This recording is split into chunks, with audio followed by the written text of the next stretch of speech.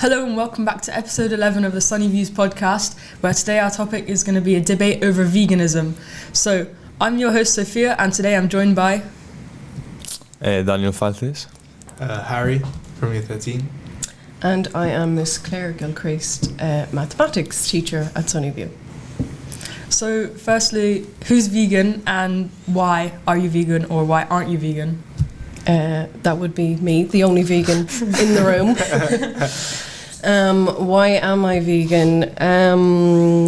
Well, there's a long answer to that. I watched a documentary. It was actually, a video on YouTube called "The Best Speech That You Will Ever Hear" by Gary Yourofsky.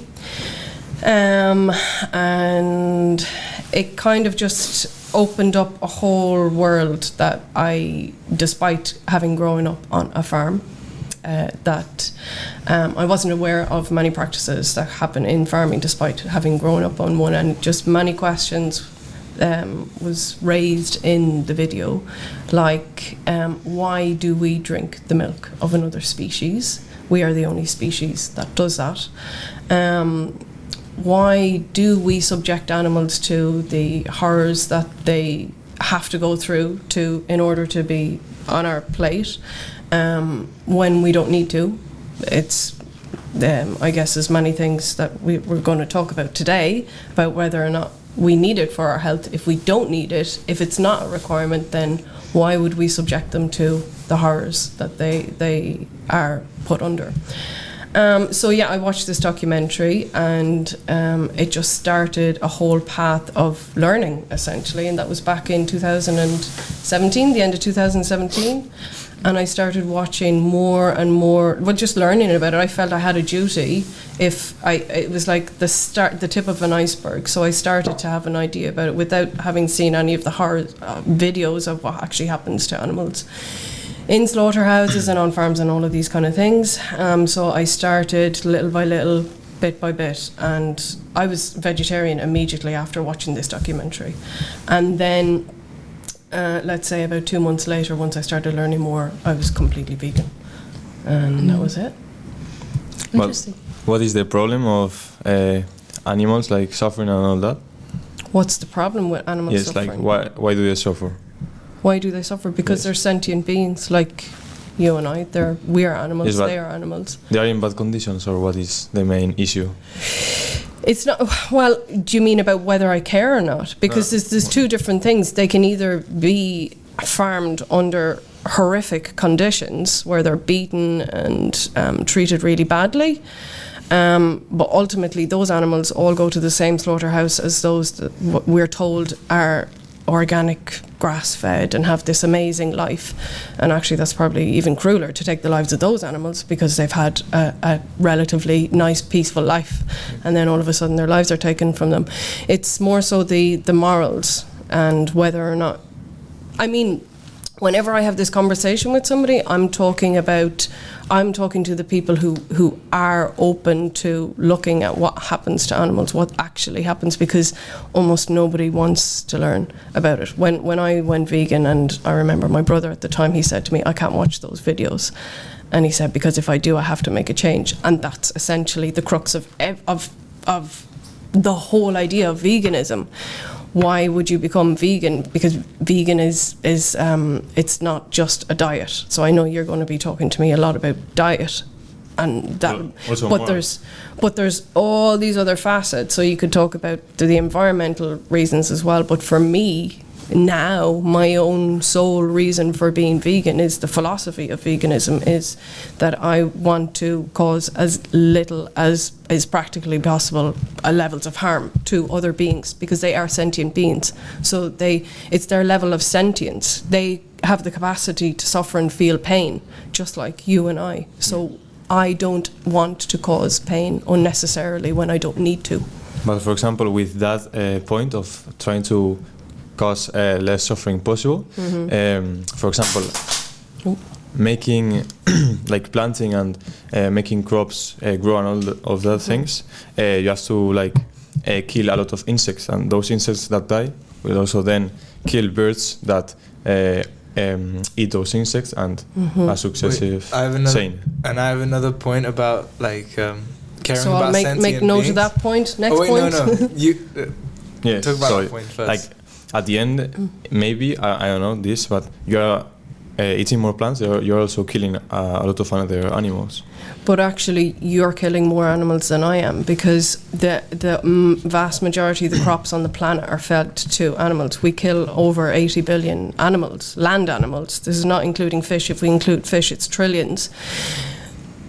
So this is almost 90 billion animals that we need to feed. There's 800 million starving people on the planet because of the crops that we grow. We clear so much land to grow, to feed the animals that we need to kill. I mean, like mainly, I think, like, okay, so my subject that I teach is mathematics. So when I came across this whole idea, I was like my logical brain was like, well, that doesn't make any sense. We're just all we need to do is take out the middleman. We're getting all of our nutrients and all of our vitamins, protein, all of these kind of things. They come directly from the plants. So if we just use animals to filter this because we like the taste.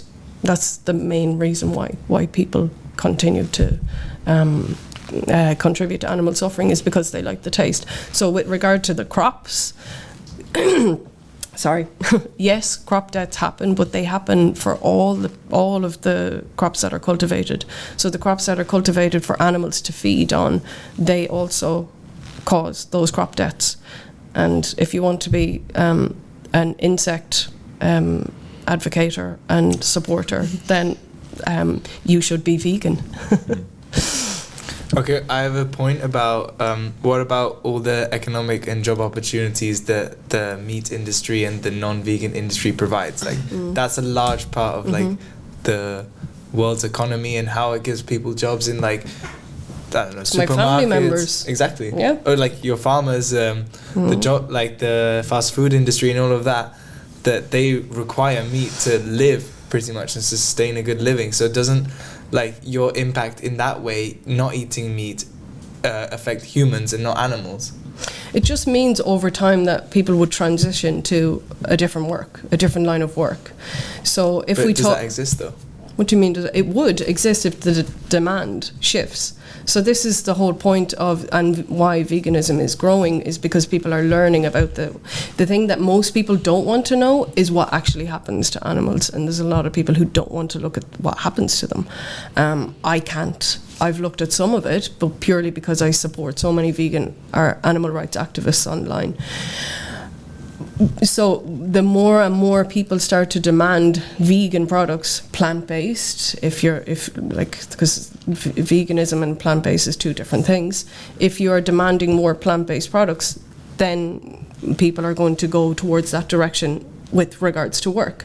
If we look at slaughterhouse workers, if we talk about the psychology and the statistics, what do you think the statistics looks like for somebody who slaughters 600 animals in a day?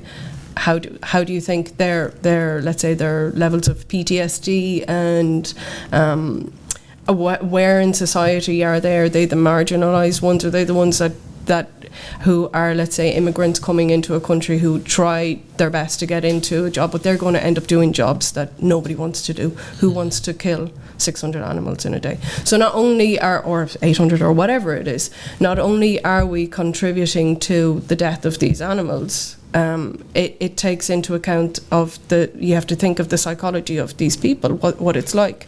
So I had done some activism out on the street, and like when I first became vegan, and I was so wanted to tell everyone about this because I was just so shocked.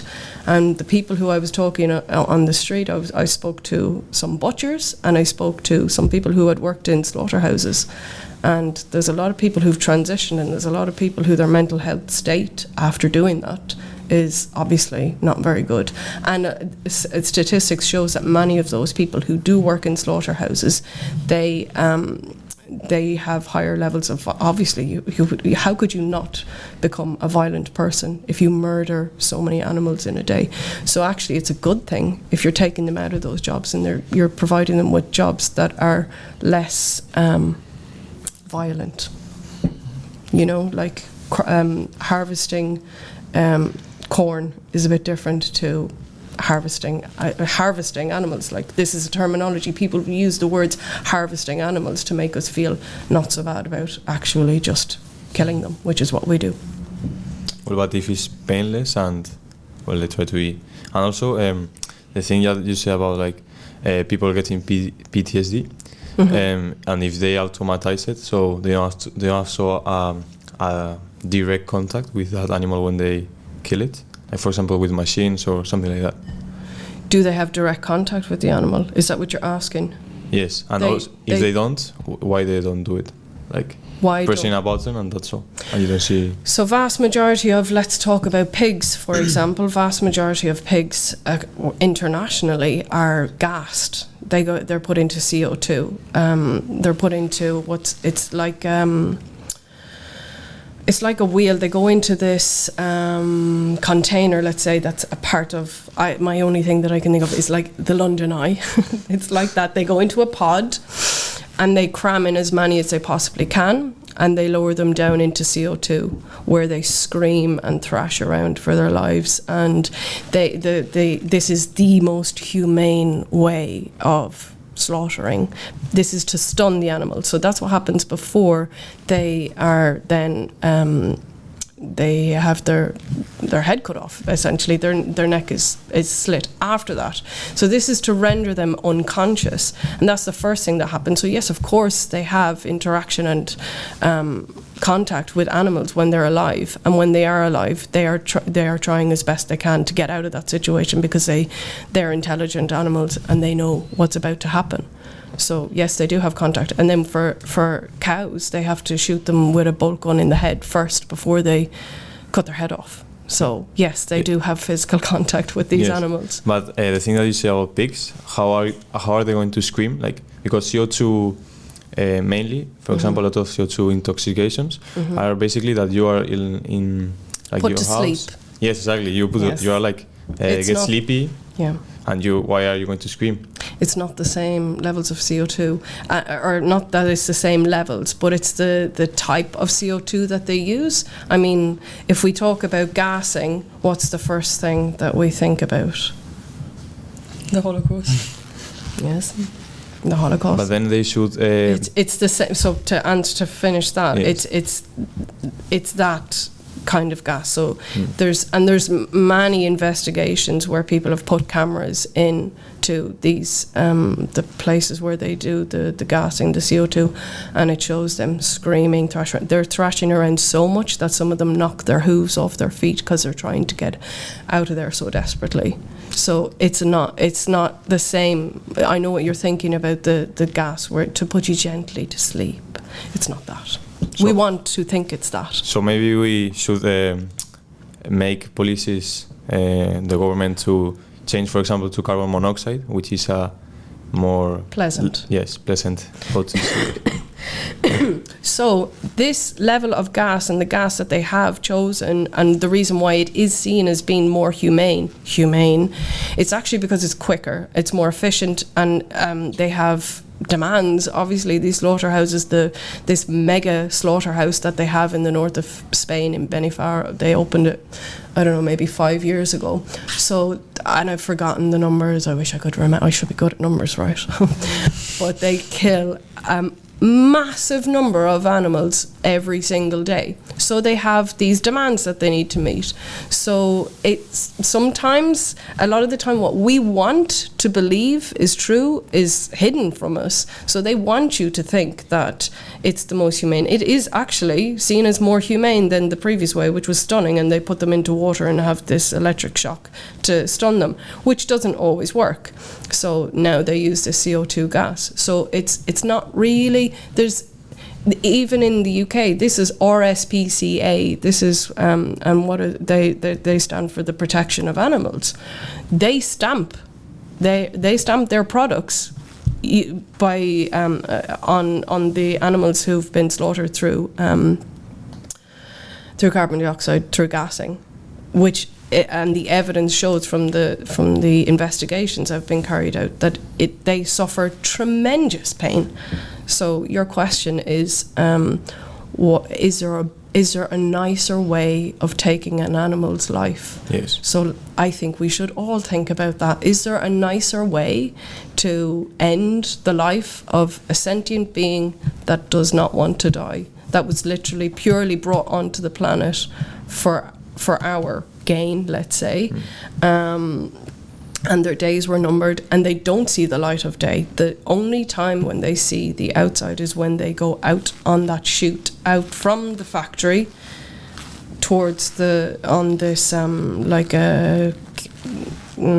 do they call Conveyor belt? No, they walk out on they see the light of day then, and they're going straight to a lorry, to a slaughterhouse. So you're going to ask me, the vegan, is there a better way of killing animals?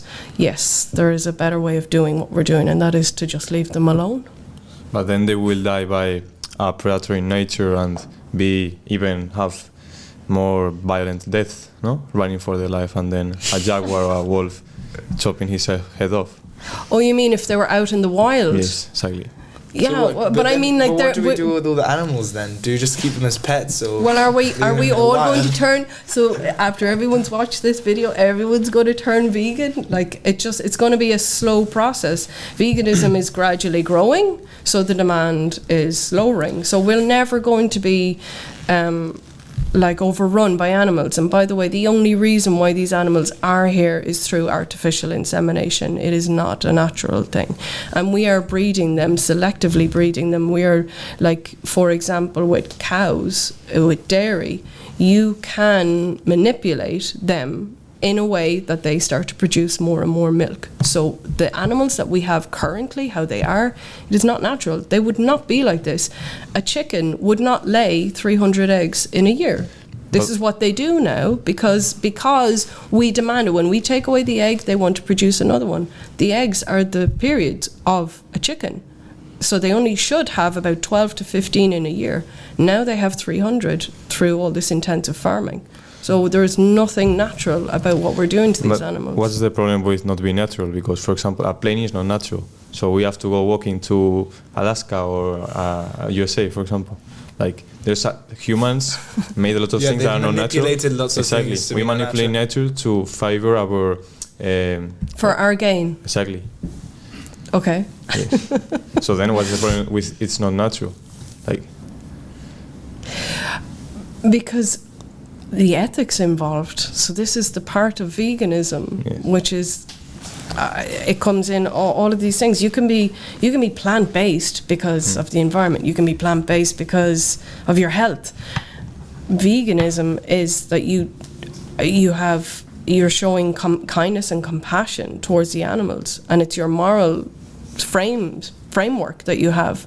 So on an ethical point, that's a horrendous way to view animals, that we should manipulate and get as much out of them as we possibly can, because it's cruel. I think. And planes aren't alive, so it's like not a good comparison, I feel like. I have a question. I have a point. So since we've genetically manipulated these animals to produce more eggs or to produce more milk, can we not, in a way, manipulate them to not feel or be sentient, like you say? Like not feel and like to be slaughtered, and you say like they suffer and everything, but can you manipulate those pigs in the London Eye to not scream or hold back when you try and kill them? I guess we can't, because they're born sentient beings, and what? And will you that would be a person. Then you actually care. So then, if you care how they experience their lives, why do you want to kill them? And then you will eat Taste. a good beef? That's actually the only reason, really. Why Will you eat people then do a beef if they didn't suffer? a cow? Yes, a cow beef. Would I eat a cow Yes. if that? At this point, no, it completely grosses me out. Yeah. I have if there's roadkill or something, and you really want to start eating an animal off the side of the road, I have no real. Okay, I think it's a bit weird, but I've less of an issue with that rather than the animals that literally every time you go into a supermarket and you pay for these products, you are sending down the line for. That piece of the animal has been removed, another animal goes into the slaughterhouse for you.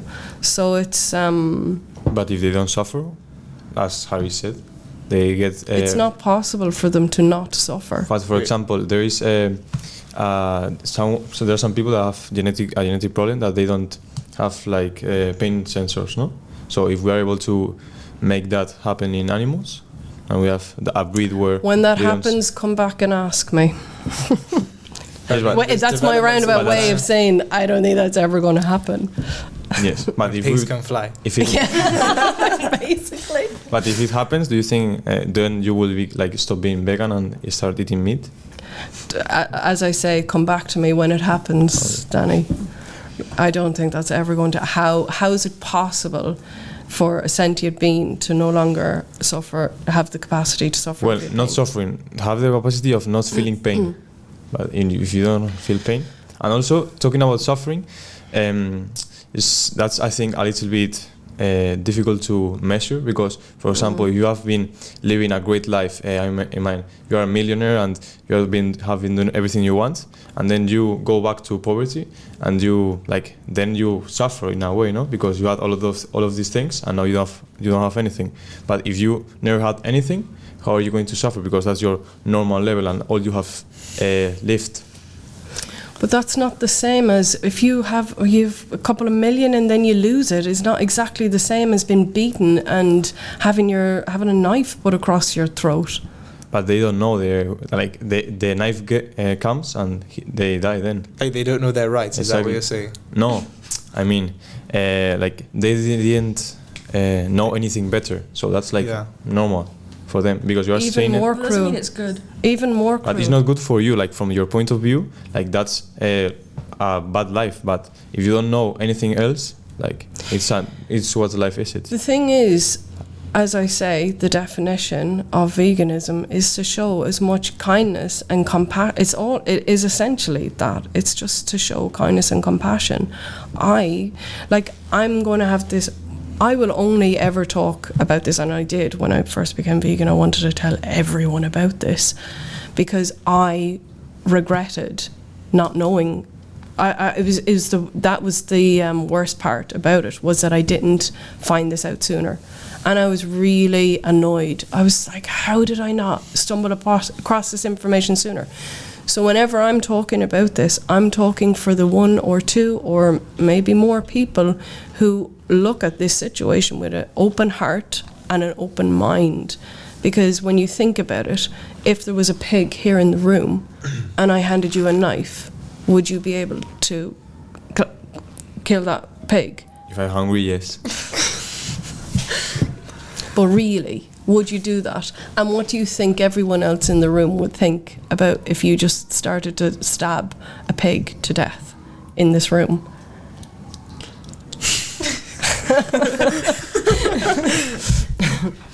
But that's essentially what happens, and there's really good ads out now about like this couple going to a restaurant, and the guy isn't aware that you have to go and kill your animal for yourself, and he's given a knife and he's in a room by himself with this tiny little piglet, and of course like it's the most insane thing in the world. Well, I would prefer to go and hunt it myself than, as you say, that suffering all of his entire life, no? Okay, but you don't. You go to a supermarket, yes, and you buy it pre-packaged in a package for you. So you're paying all these people down the line, the people in the slaughterhouse, the farmers first of all. And the thing is, farming, what people actually think it is and what it is a whole other story.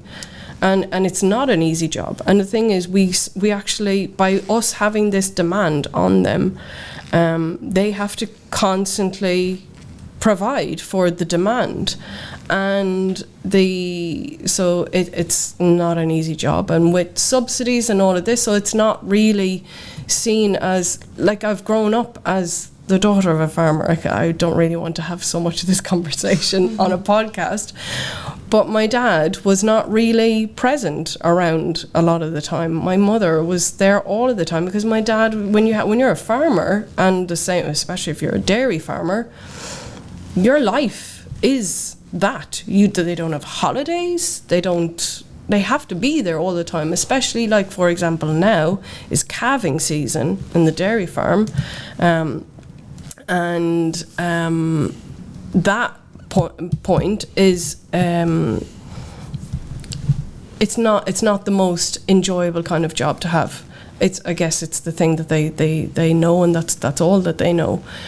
But I'm kind of getting lost where I'm going with this. But what I'm saying is that the amount of farming time that they have to spend, it's just not a pleasant job to have. It's not like your Monday to Friday 9 to 5. It's just not a job like that.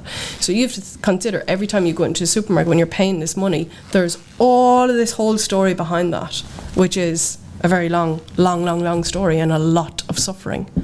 But it's not the same when you plant crops? We've had this. Let's go back to the beginning of the podcast. Like the people that work on making plants grow. Yeah, yes. But it's a whole other different type of farming. You're farming a plant. Yes, you have to obviously nurture it and make sure that you don't have a lot of losses, but it's not the same as if you lose a cow overnight because they've crossed the fence and cut their leg, and then they're like, or the veterinary bills, let's say. It's not the same as a sentient being that you're in charge of, and it's not just one. These farmers have like hundreds, and then in factory farms, we're not even talking about factory farms. That's thousands, hundreds of thousands of animals. But sentient beings are beings that feel suffering, have the capacity to suffer and feel pain. Yes. Yes. It's they have an experience of life. It's not like a level of intelligence. So sentience is different to intelligence. Okay, yeah. I have a point to bring up. Although you're saying it's like expanding over time, isn't there a limit on the amount of vegans that there can be? Because lots of meat eating and like the culture around having animal-based products is based on culture, tradition, and religion. Mm-hmm. So, for example, you've got like Argentina, which is known for like their beef and their grilling and all of that, and then you've got all these like traditions and religions where, for example, like Christmas dinner, like you always have lots of meat and animal-based products out on the table. Don't you think that this has an effect on the amount of vegans that there can possibly be in the world?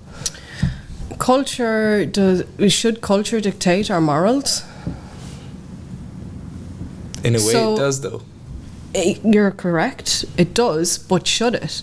The thing is, there's many things down through the years that were cultural that we now look upon with horror, thinking, why on earth did we ever do that?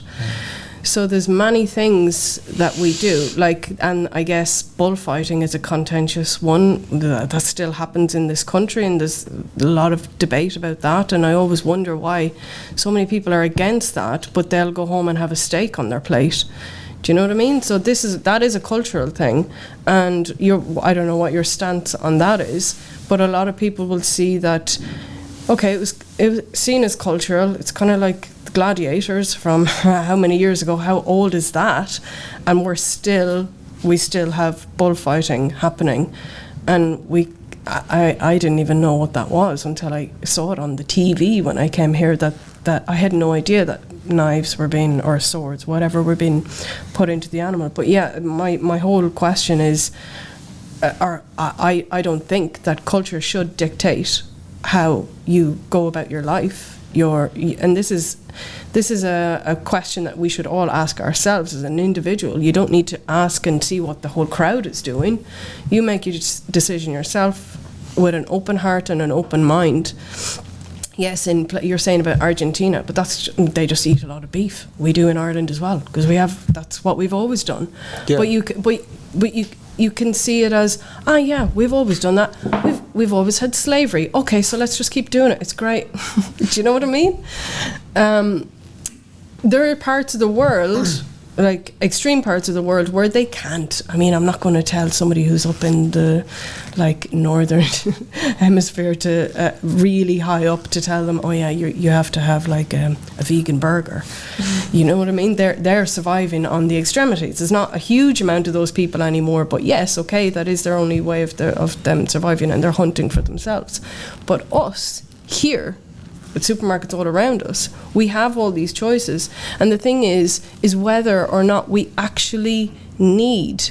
So that's the question. Do we need animals to survive? Do we need animal products in our diet to survive?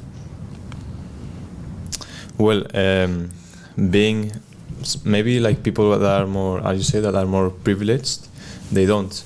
But for example, middle or lower classes, they probably need, because for example a child growing needs protein, creatine, and a lot of things that mainly come from animals, because if they try to get for example nuts, they are quite expensive to have enough protein from nuts than from meat. So where does protein come from? Well, it's where does a cow get their protein? And they're filled with protein. So where do they get their protein from? the grass. From the plants. But the thing is Madness. but the thing is but in cows it's more concentrated, so you don't need to get as much of the product to get the like requirements you need for like. What about a gorilla? Gorilla? Yeah. One second. But for example, cows are all day eating plants, so we have to be all day eating plants, because a cow maybe is going to eat 8 hours a day or even more. So we are going to be all day eating salad. So that's what I do then. Why would you choose to eat salad all day? No, it's leaves. They eat leaves, cows. So you have to do a lot of things, and there are people that they have to work. They have no time to be all the time eating. Cows are much bigger than humans. Yes. So they probably have to eat a lot more. But so to answer your question, first of all, about privilege, the cheapest things in the supermarket are vegan: rice, beans, potatoes, all those legumes, garbanzos, lentils. They are the cheapest thing in the supermarket. If it's possible, obviously, because I'm sitting right here, I'm a vegan and I have been for. But you didn't grow being a vegan, because I understand that when you are over, like you stop growing and all those things, like you're over 18 maybe or something like that, you can try to base your diet in a more plant-based. But for example, a child that is growing needs a lot of calcium. Well, calcium comes from salad mainly, but like plants. But well, I mean like protein and all these nutrients that are, or for example, B12. It's another important vitamin that comes from eating meat and eggs and all this animal-based food. So can I come back on all of that?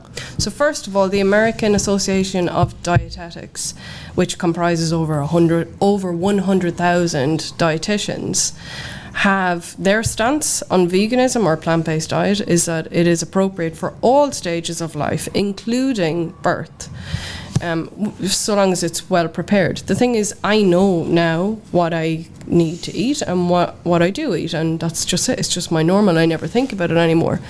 B12, where does B12 come from? It doesn't come from the animals. It comes from the soil. However, the soil is so depleted from over-farming, because we are farming on a scale that is not feasibly possible for us to continue with.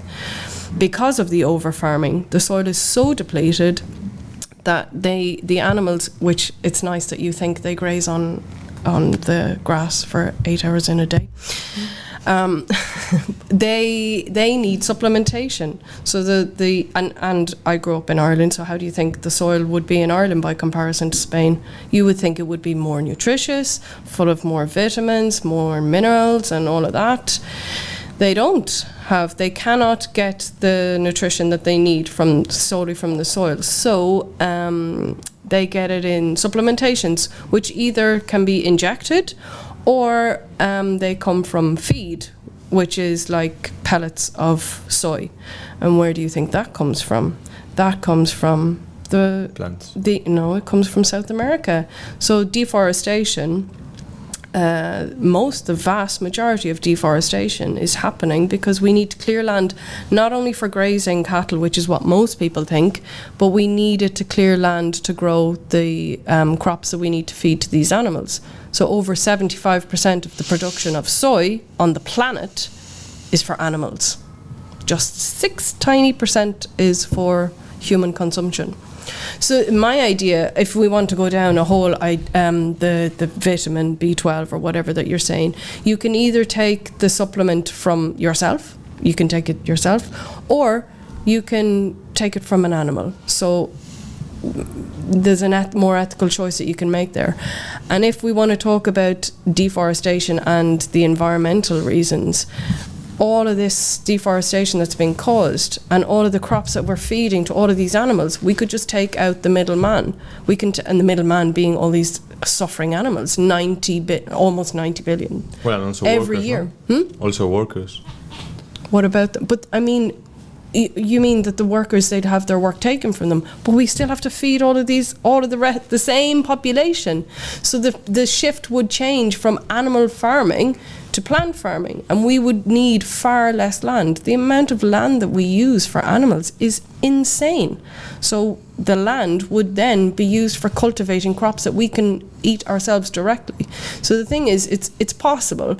Like all of these things, the health debate, the like your diet, the environment, there's no question. It is better for you to for the planet to not. It's not a necessity. We do not need animal products in our diet to survive.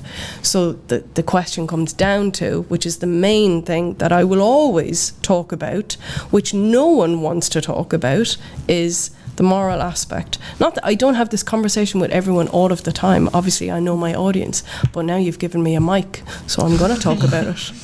But what about like you say to survive? Like of course you can survive on Survive plants. and thrive. Sorry, I should have said.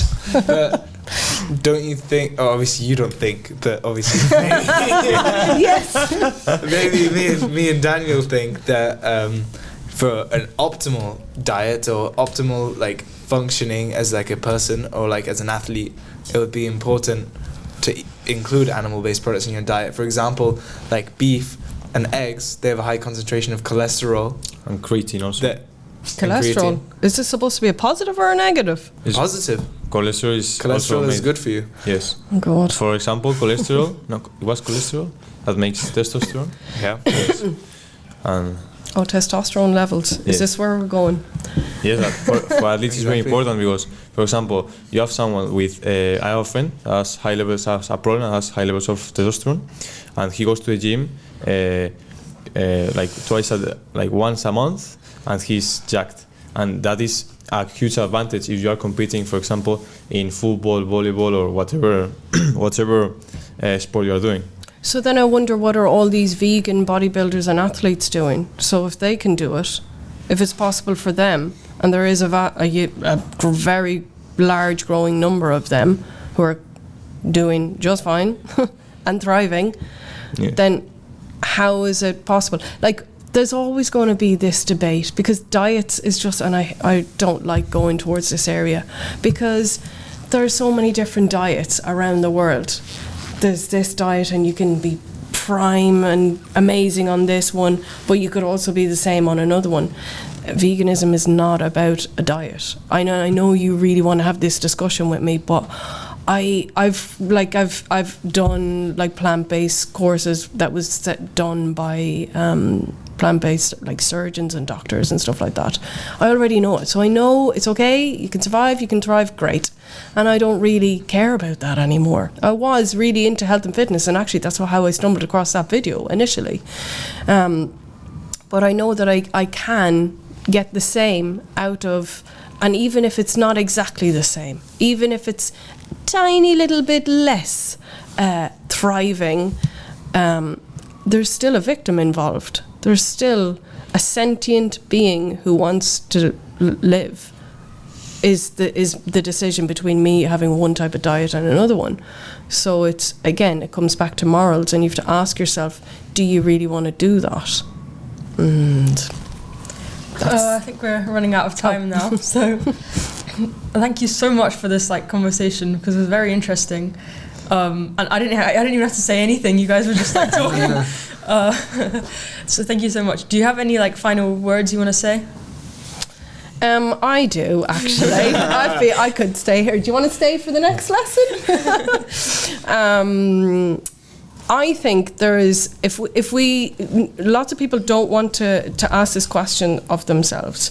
A lot of people don't want to look into your morals and how you are in your life, because it may mean that you need to change something.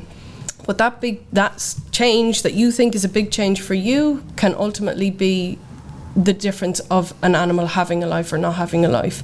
I think if we we look at what's on our plate and our world, how it is, there's so much suffering, there's so much violence, and there's so many horrible things that go on in our world, and yet we never turn a reflection towards ourselves and ask about, well, how is our planet how it is?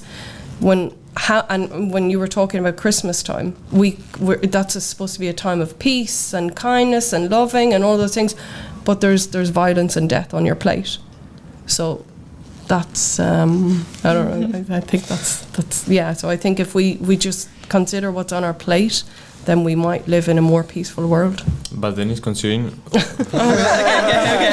Before we start again, because we actually really are running out of time. So thank you so much for being my guest, and thank you so much for our listeners for listening. I hope you enjoyed that.